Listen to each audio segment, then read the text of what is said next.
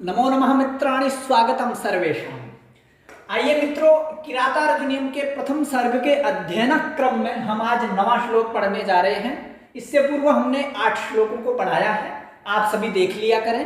तो अब हम 9वें श्लोक को सर्वप्रथम उच्चारण करके इसके भाव को, इसके शब्दों के प्रत्येक अर्थों को हम जानते हैं। आइए सर्वप्रथम इसका उच्चारण करें वंशस्थ छंद में। तो उच्चारण इस प्रकार होगा। कृतारिषड्वर्गजयेन मानवीम् अगम्य रूपां पदवीं प्रपित्सुना।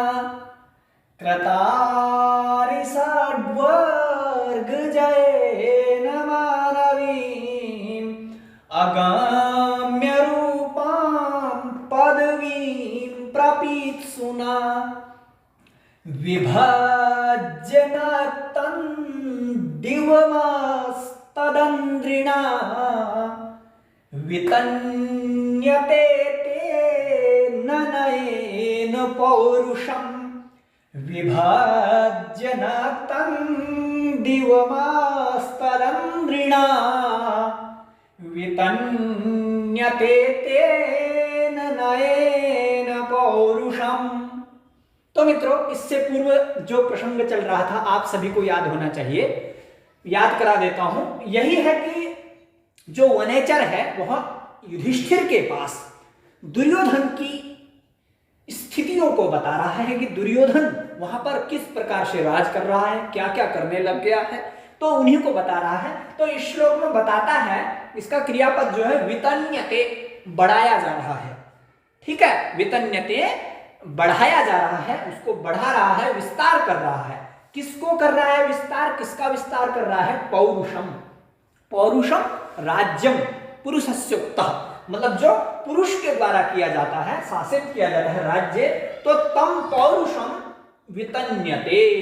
वितन्यते मतलब विस्तारी क्रियते, विस्तार कर रहा है उस पौरुष का, उस राज्य का। किसके द्वारा किया जाता है? तेन नयेन, तेन दुर्योधनेन, किसके द्वारा? नयेन। इसमें तृतीय विभक्ति के एक वचन का बहुत प्रयोग है, तो वो सारा जो है वो दुर्योधन के लिए प्रयोग किया गया है।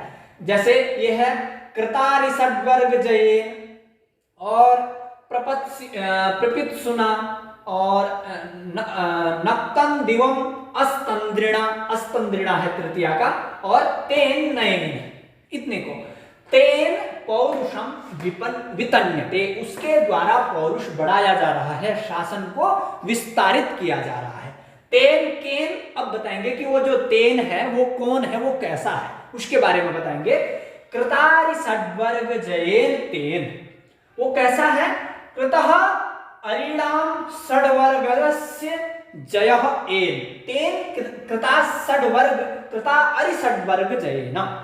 अरिषड्वर्ग होते हैं जो शत्रु हैं, शत्रु, अरि माने शत्रु होता है, तो उनके षड्वर्ग कहलाते हैं काम, क्रोध, लोभ, मोह, मात्सर्य। ये 6 अरि के षड्वर्ग कहे गए हैं। इन षड्वर्गों को जो जीत लेता है उसको कहते हैं कृत अरिषड्वर्गः जयः, मतलब अरियों के, शत्रुओं के षड्वर्गों को जिसने क्या कर लिया है? जीत लिया है। तो उसके द्वारा जयेन, कृतः अरिषड्वर्ग एन तेन कृतारिषड्वर्ग जयेन, अरियों के षड्वर्गों को जीत लेने वाले के द्वारा तेन, ठीक है, तेन कृतारिषड्वर्ग जयेन, उसके द्वारा मानवी अगम्य रूपां मानवीम। ये मानवीम मतलब ये कर्म है, तो मानवीम, मानवीम कहने का मतलब है मनु का अनुसरण करने वाली, जो क्या है? अगम्य रूपाम है। अगम्य मतलब नगम्य, जिसको सामान्य पुरुष प्राप्त नहीं कर सकते, उस अगम्य रूपाम पदवीम, जिसको सामान्य पुरुष प्राप्त नहीं कर सकते, उस प्रकार के पद को, उस प्रकार के राज्य को, मतलब सब लोगों के बस जिसमें नहीं चल सकता, उस प्रकार की मानवीय पदवी को मनु के द्वारा उपदिष्ट की गई, मनु के द्वारा मतलब जो राज्य उत्तम बताया गया है, उस पदवी को, उस प्रपित्सुना, प्रपित्सुना प्रपित्तुम इच्छुना, प्राप्त करने के इच्छुक के द्वारा, वो कौन है? तेन प्रपित्सुना, ये भी तृतीया का है, दुर्योधन के लिए है। तो इस तेन का ही विशेषण है, उस प्रपित्सु के द्वारा, मतलब उस पाने के इच्छुक के द्वारा उस पदवी को क्या करा है, वितन्यते, उस पदवी को क्या किया जा रहा है, बढ़ाया जा रहा है। फिर एक यहां तक का अन्वय हम एक बार फिर पुनः करते हैं कि कृतारि षड्वर्ग जैन प्रपित्सुना तेन अगम्य रूपाम मानवीम पदवीम वितन्यते। कहने का मतलब है अरिषड्वर्गों को जीतने वाला, ठीक है, और पाने का इच्छुक, राज्य को पाने का इच्छुक, उसके द्वारा उस